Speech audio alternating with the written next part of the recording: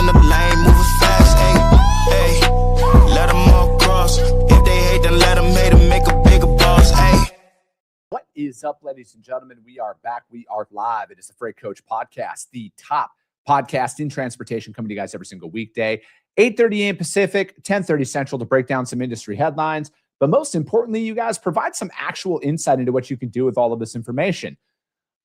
You know what? You guys have been doing so many of these shows. I lost my own train of thought here, and that's just the realities of doing anything.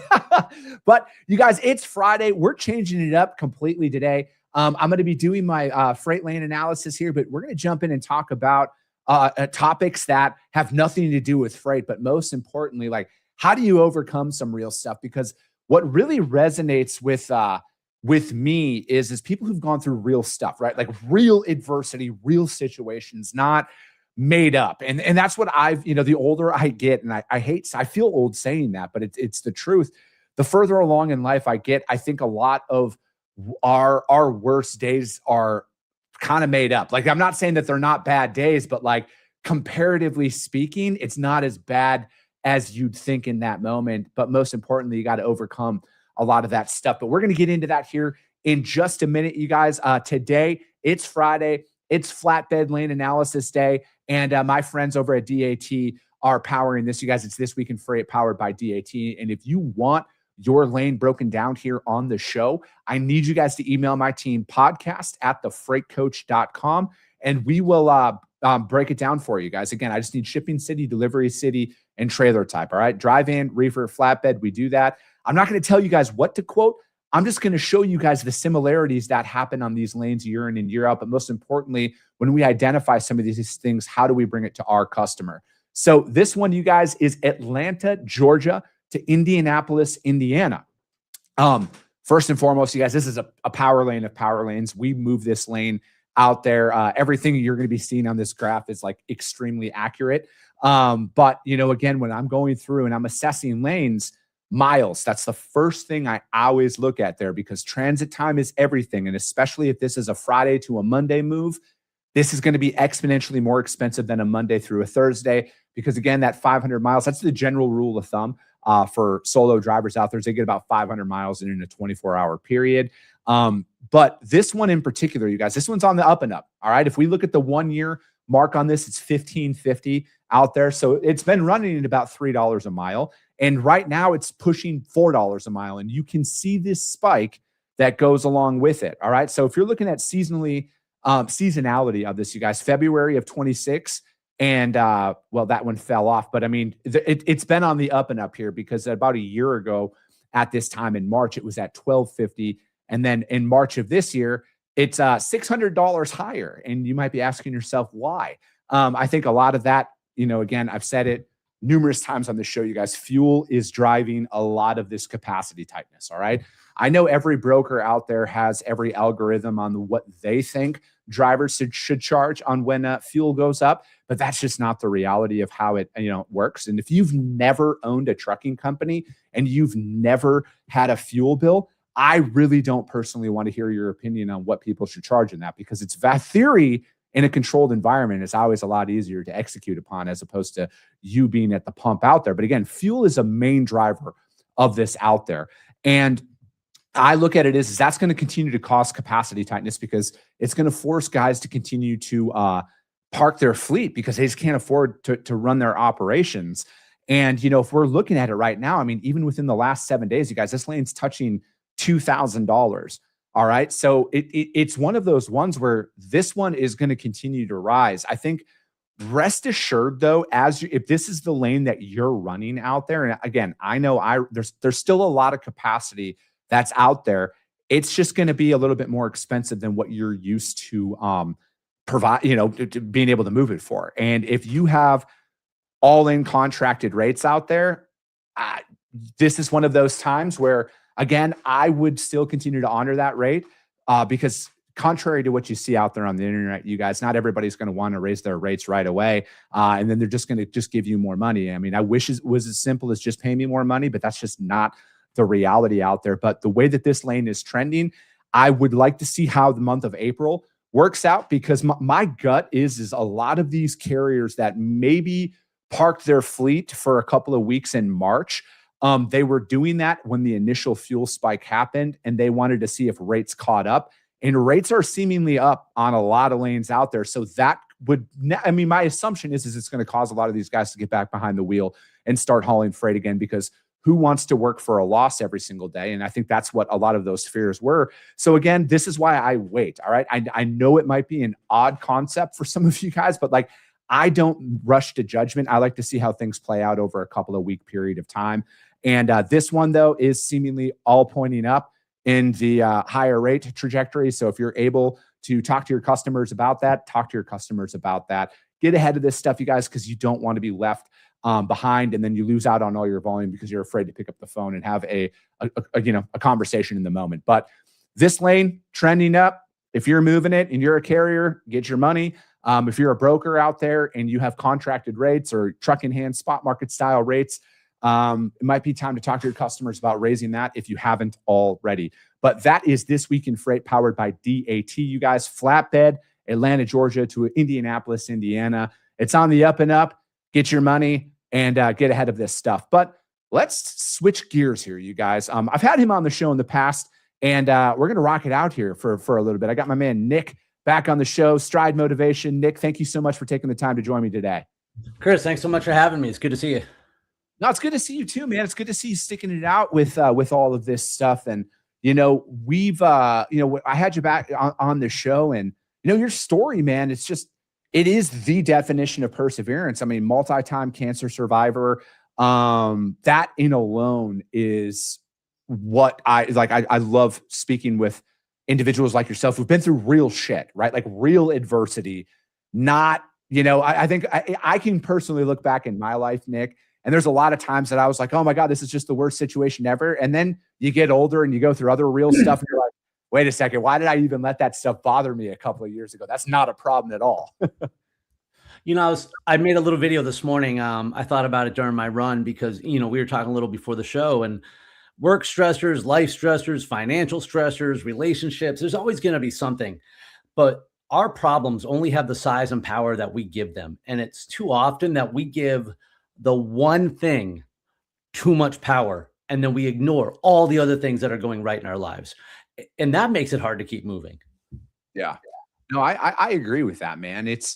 I think a lot of it is it's paralysis analysis. There's a bunch of stuff that kind of comes to mind with this, but like, man, how are you, for individuals out there that might say this is like the worst day of their life, right? Or the worst week or the worst month, they're lost. They don't know what to do. That next step seems the most insurmountable amount of energy to take. How do you work with people that are in that moment right now? This is going to sound counterintuitive, but the first thing I would tell them is to go through it. Process it. If this is the worst day of your life, we're not setting new goals today.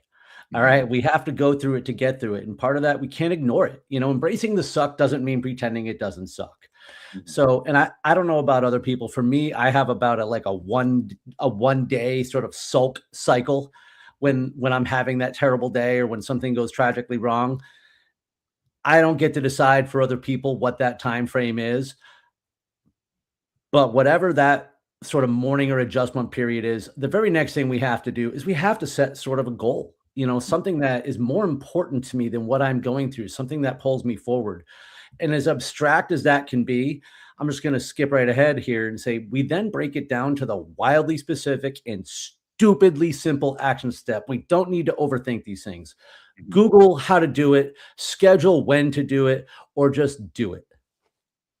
I think, and I'm going to use myself as an example. I was so overweight for so long that I never gave myself a chance to understand that like you do need to look at it like, all right, let's just go down to like 5-pound increments, because like at my heaviest, man, I was like 270 pounds. Like I'm walking around at like 185, 190 right now. And I've kept the weight off.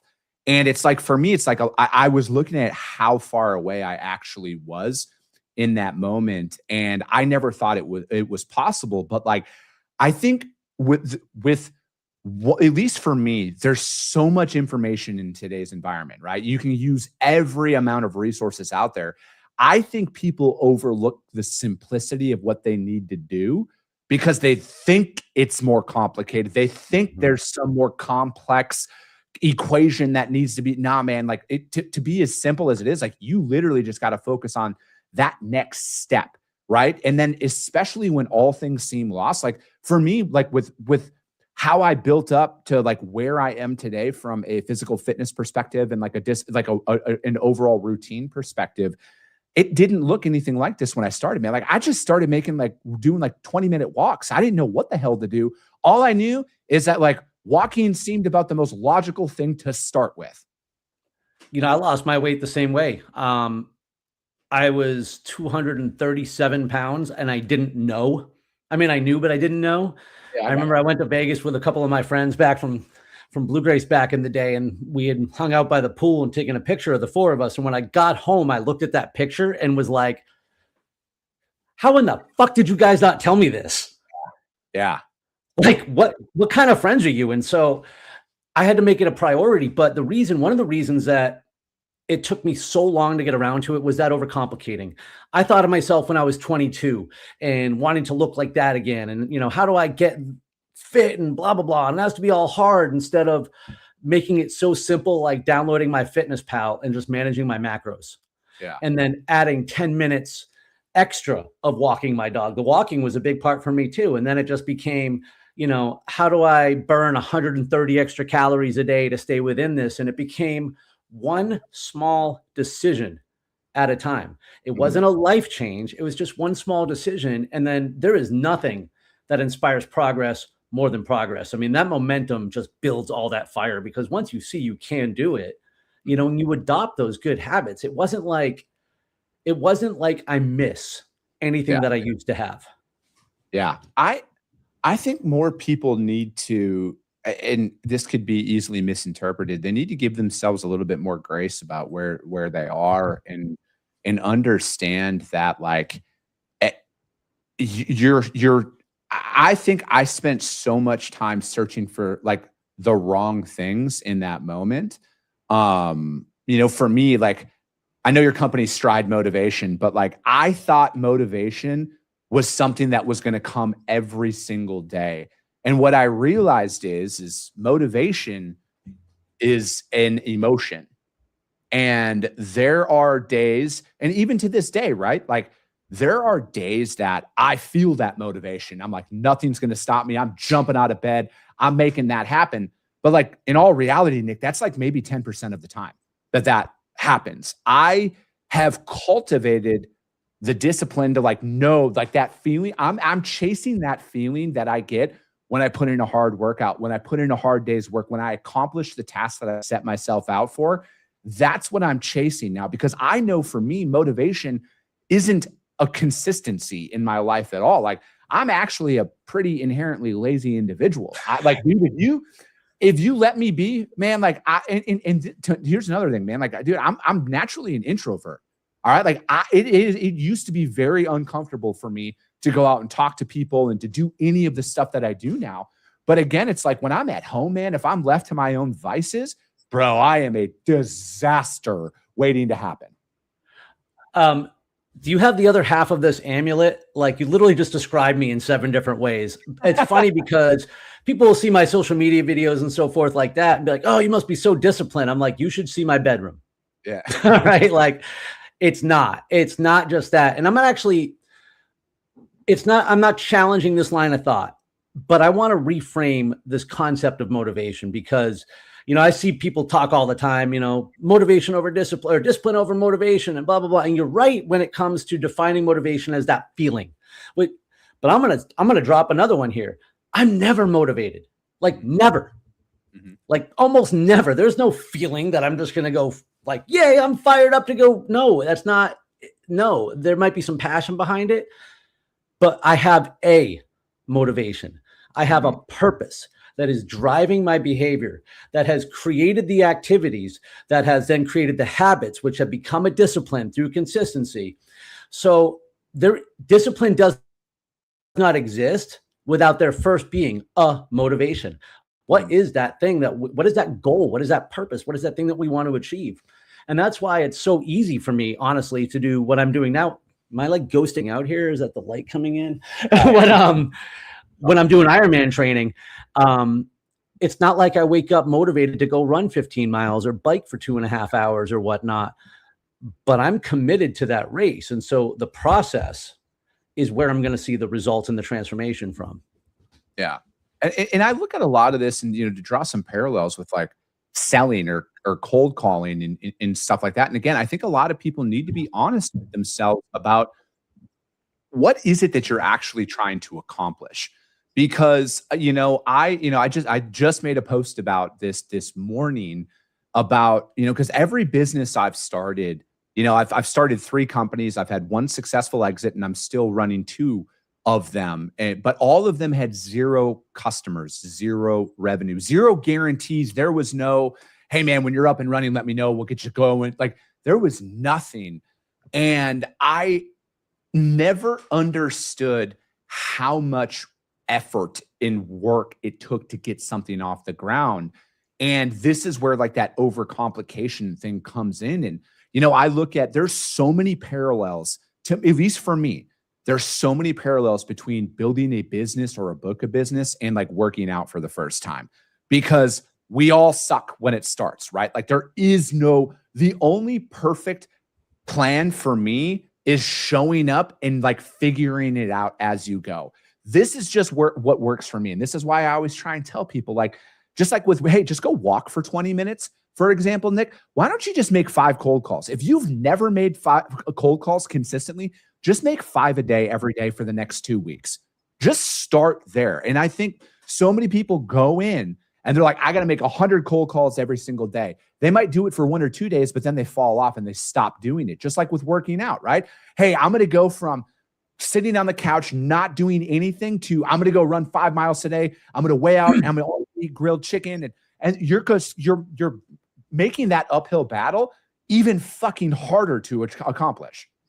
Yesterday around 4 o'clock, and I was having one of those days where my head had too much time to get it, to rattle around. And so I was getting burnt out and I was getting tired. And, when people ask me how I spend my time, it's sales. That's what I do. So my life is no different now than it used to be, just selling a different product. And so like salespeople, I can get a little discouraged but I have to keep going, right? I can't be like, oh, screw it. I've got a salary. I'm okay. I've done enough today. I have to do the next thing. But I was in this like overwhelmed, overcomplicating, like straitjacket. And so get this, I got on ChatGPT and I told it exactly what I just told you. And I said, I need you to give me one simple activity. Give me one organization to reach out to, one person to reach out to, and one method to do it. That's it. Like, tell me the one next activity that I can do right now. Yeah. And in that 30 minutes, I was able to reach out to like 5 other places that I hadn't reached out to before. For all I know, that's the one I need. But more importantly is I didn't let it win. Mm-hmm. Mm-hmm. No, and that's, kind of back to, it's like when, the topic of the show almost of like, like redefining grit, redefining how you're attacking this stuff. Because I think for me, the biggest thing is I tried to overcomplicate what I actually needed to do in that moment. And I overlooked where I actually was, right? Because I think a lot of us have that vision in our head of what we want to become. But you don't understand that like there's a process to get there.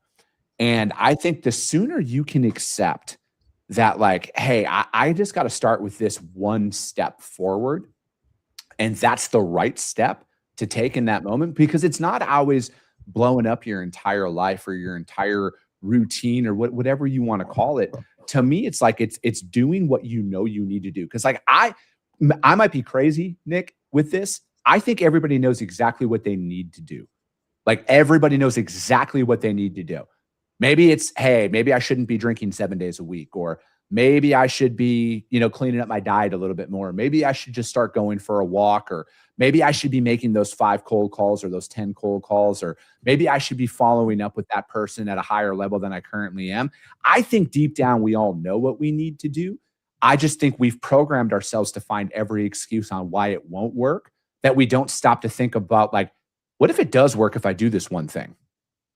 So the talk I gave a couple weeks ago to Express, and basically the thing I'm talking about mostly now is a simple system that turns obstacles into actions. And you're talking about everyone talks about the market. Market as the market's an obstacle. And I like to point out that the last time I sold freight was October of 23, and we were talking about the market then. At what point is it just the way it is? When we don't clearly define the obstacle, which starts what you said earlier about what is it that we want to achieve first, and then clearly define what is standing between us, we end up just fighting shadows. When we don't know, or at least won't admit to ourselves what it is that we need to do differently than we are already, that's when we begin to make excuses and start building identities around the excuses that we're living. And, you talked about this a couple times, and I love this because I talk about it a lot. Michael Lombard talks about it a lot. It really should focus on the who you want to be, because that's the person that we're working on every single day. And I've seen this 100 times, and I bet you have too. The worst thing that can happen to a new broker is to get a big account early. And I mean the worst thing, because they get that transaction, they get that money, they sit on it for a minute, and then they think it's that easy. And then they can never do it again until they circle the drain and burn out. Because it is a process. You're building something. I love it when I actually talk to somebody and they're like, dude, you just missed our conference, or, hey, we're holding off this year. And I'm like, you know what, Chris? I'm going to be at this for the next 40 years. That's okay. Yeah. Go ahead. Oh, go ahead. No, you go. I was going to say that the thing about grit is it's not like a YouTube motivational video with like Eric Thomas and a bunch of athletes. Grit is patience. The key to executing, to relentless execution, is the willingness to execute imperfectly. It's action, just continuous action. And time and action, how we spend our time with our actions, is the one thing that is almost always within our control. Yeah. I think that, for me personally, the hardest part for me in business isn't the work, right? Like it's not doing it. To me, it's the systems development. And I'm talking about being self-employed here. And I'm talking about when I had to figure out how to get myself in line to lose weight and stay off of alcohol and do all of this stuff, right? To me, it was systems development. It was finding what worked for me to show up every single day, especially when I didn't want to show up.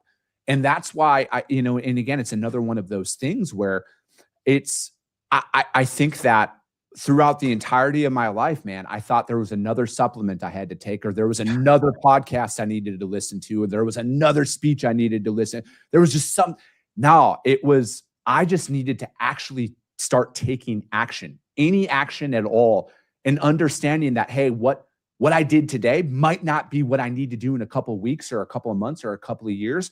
But the fact that I took that first step, that was the most important first step, right? Like I go back to when I started doing this podcast, 6 years ago now. It's crazy, right? 6 years, 1,400 episodes.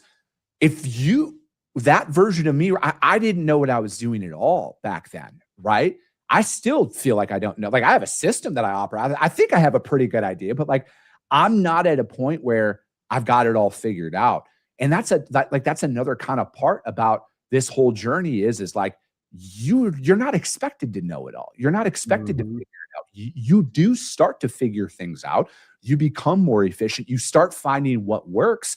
But like what you find is it takes 99 things of you failing or not doing it right to find that one step that it is in the right direction. And then you're like, all right, boom, that's step one. Now, how do we find the next step? And to me, it's like, it is really about simplifying it, but like it's finding that system that works for you, because what works for you, Nick, probably doesn't work for me. What gets you going every day probably wouldn't get me going. It might, right? Like there might be some similarities there, but I think like that was another big thing too, is I saw what other people were doing and I'm like, I got to do exactly that. And there were components that I took, but like ultimately I had to figure that system out that makes me show up every day, put in the work, whether it's, whether I want to or not. I had, again, you can call it your why, you can call it whatever you want, But for me, it was finding that system that I could do day in and day out without fail, and understand that like not every day is going to be great. Not every day I'm going to want to show up. But the fact that, you know what, if I'm not feeling it that day, the fact that I still put in, even if it was a half-ass effort, the fact that I still put in the work is far greater for my long-term success than it would be to say, fuck it and kick my feet up and not do anything that day. Man, if we only worked hard and put in the effort when we felt like it, we would not be getting very far in our lives. I would say that most of the progress we make are from the efforts that we don't want to make. And I get it. You know, we're predisposed to safety. We're predisposed to comfort. So we climb over the hill and then it's like, all right, let's take a rest. But life doesn't work that way. There's always going to be another hill. There's always going to be another storm ahead. But it was, you know, for example, I was recently diagnosed with POTS. I'm not sure if you're familiar with that, but it's a condition of the nervous system. And I'll just, it's really complicated to explain, but high heart rate, excessive sweating, massive fatigue, things that are really not conducive to an ultra endurance athlete. So I've been dealing with the symptoms of this for years though. And since I was only recently diagnosed, that was why I signed up for Ironman. Mm-hmm. I wanted to put something that's more important to me in front of this disease. So it gives me something to strive for. But now that I set the why is not what gets me up in the morning. Mm-hmm. The alarm gets me up. It's the process that gets me moving. It's the habits in that system that I have developed. So I get up, I go, and I train. The training is pre-planned. I don't wake up and say, what am I going to do today? There's already a goal in place. And not for nothing, when I go into the office and I start doing the work here. Now, as opposed to training for an Ironman, I am using everyone else's experience. Mm-hmm. And so the plan is set. I don't have much to think about. And that's what makes that great. As opposed to the business where, I have to try things and be willing to fail.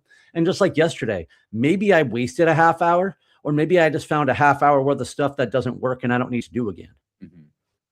No, I mean, it's all true and it's all real. And, you know, it's like, it's very easy to look at where certain individuals are and compare yourself to that and be like, why would I even try? I'm so far away. But that's why it's like, for me, man, I love listening to people who've been through real stuff, right? Because I don't personally know anybody who has achieved any level of like verifiable success, not internet success, right? Because there's a lot of people who can front online and act in a certain type of way. I've never met anybody who's actually achieved real things that doesn't have a 10 or a 15-year plus period where it did not look like that at all. They felt the way that most of us feel day in and day out, but they continued to show up in those moments, and especially when they didn't want to. And it's like that isolation feeling that a lot of people, I think, go through. They need to know that, like, hey, like, I feel that way. You know, there's a lot of days where I'm just like, I'll look back and I'm like, what did I actually accomplish today?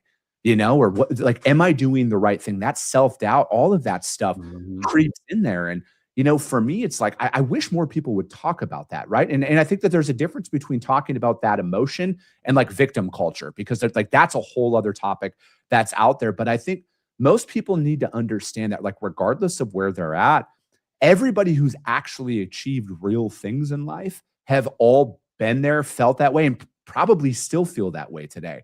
And it's like, for those, if you're looking for like, hey, who do I follow? Who do I, whatever, if they're open about their struggles and they're open about how they still, like, they might have $1 billion company, but they still feel like fucking struggling. Like, those are the people I would advise, listen to them, because they're telling you the truth.